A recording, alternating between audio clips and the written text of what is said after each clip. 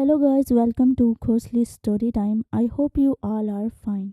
तो चलिए आज की स्टोरी शुरू करते हैं। इस आवाज़ ने मुझे चौंका दिया। मेरे ग्लास से रेड वाइन का एक ड्रॉप निकलकर सोफे पर गिर गया।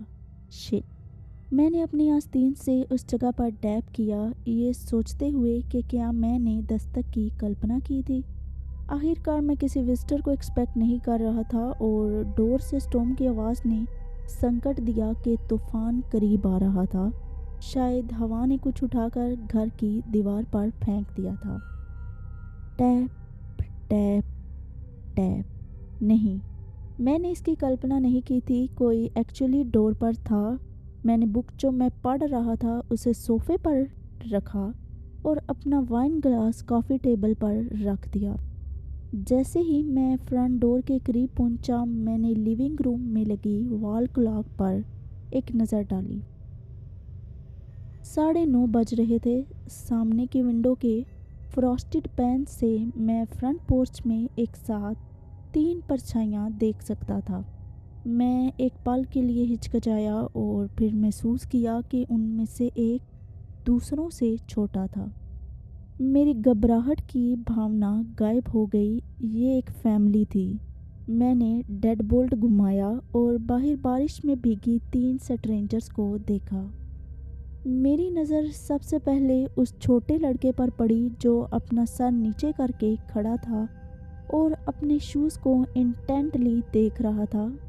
उसके फादर ने एक बड़ा रेन कोट पहना हुआ था जिसका कॉलर ऊपर की ओर था और हालांकि उसके लिप्स मुस्कुराहट में ऊपर की ओर मुड़े हुए थे, लेकिन इससे ना तो फ्रेंडली और ना ही खुश होने का इम्प्रेशन जाहिर हो रहा था। उसकी वाइफ पहले बोली, आपको परेशान करने के लिए बहुत अफसोस है, लेकिन हमारी कार खराब हो गई है। उसने रोड पर इशारा किया। उसकी धीमी आवाज़ हवा की आवाज़ को मुश्किल से छू पा रही थी।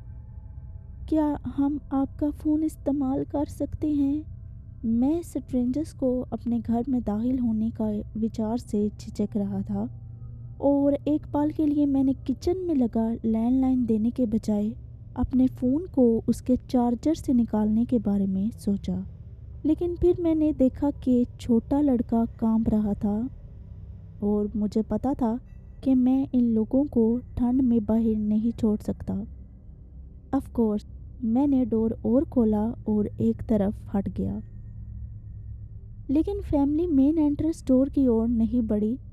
मुझे एहसास हुआ कि वो किसी स्ट्रेंजर के घर में घुसने से उतने ही घबरा रहे थे जितना कि मैं उन्हें अंदर आने दे रहा था। लेकिन अब मुझे ठंड लग रही थी और मैं अपनी किताब के साथ सोफे पर वापस जाना चाहता था। जितनी जल्दी चीज़ें सुलझ जाएंगी उतना ही अच्छा होगा। मैंने एक रियश्योरिंग मुस्कान दिखाई और अंदर आने का इशारा किया। आप अंदर आ सकते हैं। किचन में फ़ोन है, ये उनमें से एक है जिसमें कोड लगे हैं। मुझे पता है कि ये अजीब लगता है, लेकिन मैं इस फ़ोन से नॉस्टैल्जिया फील करता हूँ। लेकिन मैंने देखा कि वो अचानक एंट्रेंस डोर से अंदर की ओर दाखिल हुए।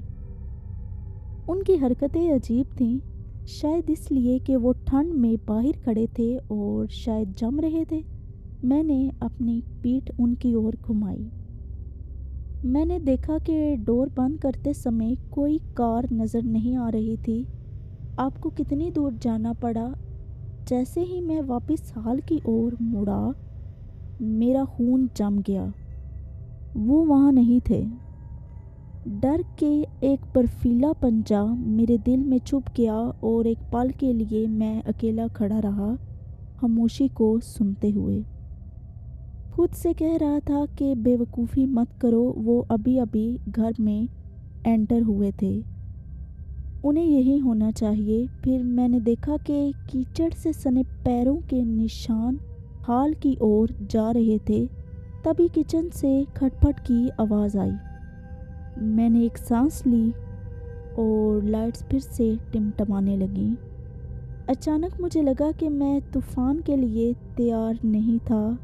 एक बार जब ये लोग चले जाएंगे तो मैं बिजली जाने की सूरत में कुछ मोमबत्तियाँ निकाल लूँगा। मैं हॉलवे से नीचे जाने ही वाला था कि मैंने कुछ अजीब देखा। किचन की दिशा में सिर्फ एक पैरों के निशान थे।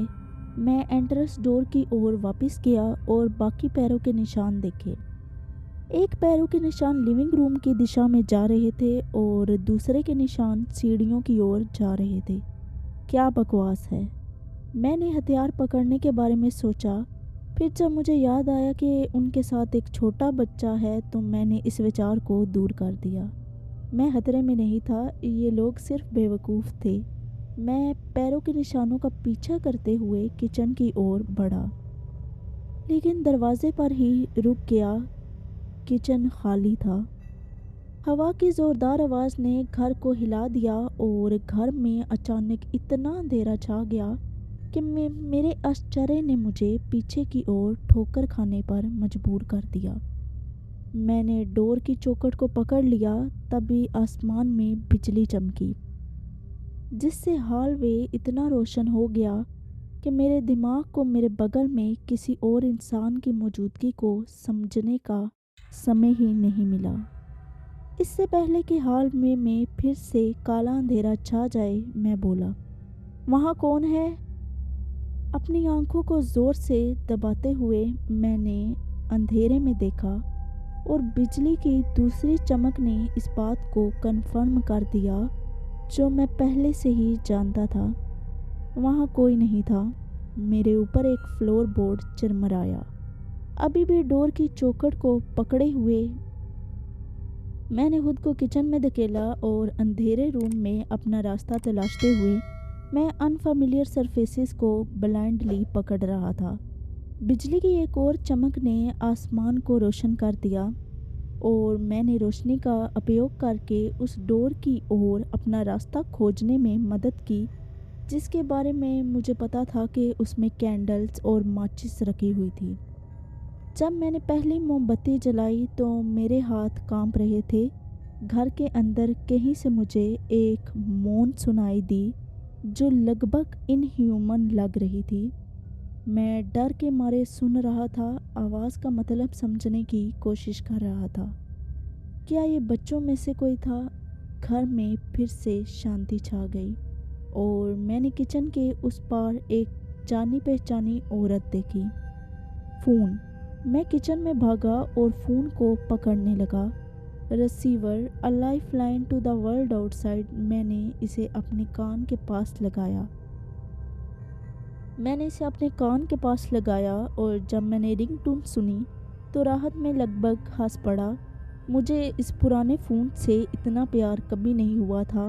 मैंने 911 डायल किया और जब मैंने दूसरे तरफ डिस्पैचर की आवाज़ सुनी तो राहत में लगभग रो पड़ा। नमस्ते, आपकी क्या इमरजेंसी है?